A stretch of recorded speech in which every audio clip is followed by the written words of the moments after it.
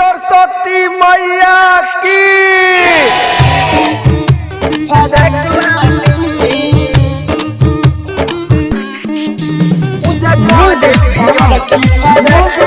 presented by Pooja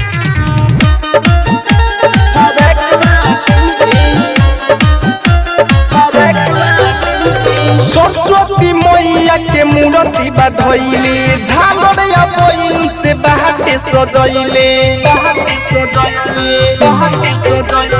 Saraswati मैया के मूर्ति बधइले झालर या बइन से बहाटे सजइले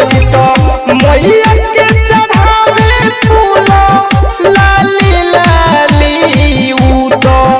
मैया के चढ़ावे फूल लाली लाली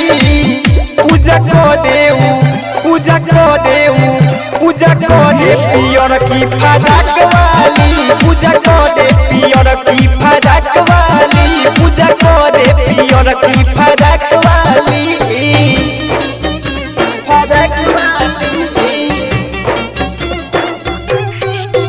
पूजा करे पियर की फराक वाली presented by Pooja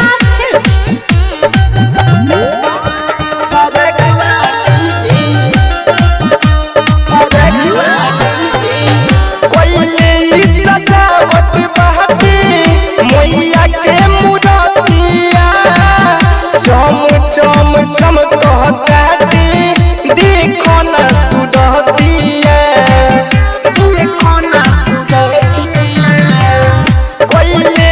सजावट बहती मैया के मूर्तिया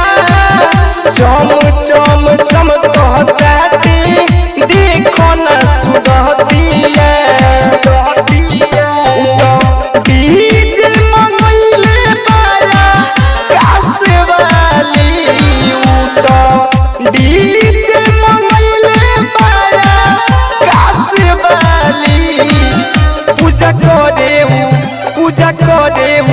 पूजा करे पियर की फराक वाली पूजा करे पियर की फराक वाली पूजा करे पियर की फराक वाली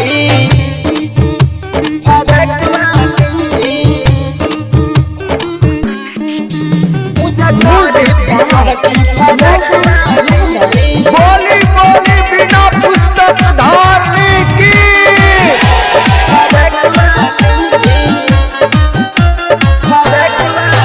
डीजे बजा के खूबे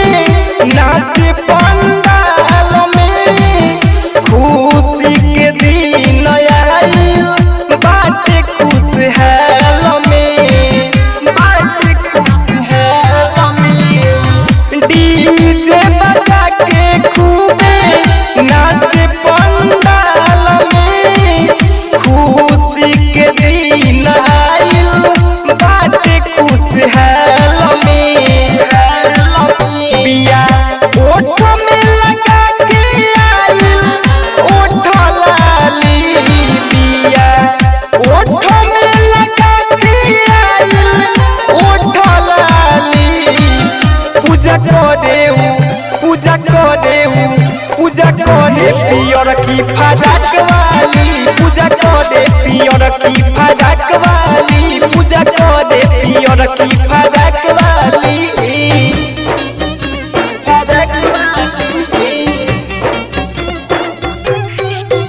पूजा करे पियर की फराक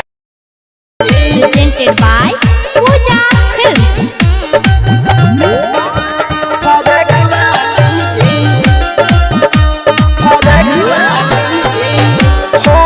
साल को दे तो धूमधाम से पूजा सखी सहेली संगे रहेली दूजा हर साल को दे तो धूमधाम से पूजा सखी सहेली संगे रहेली संजय सन लिखल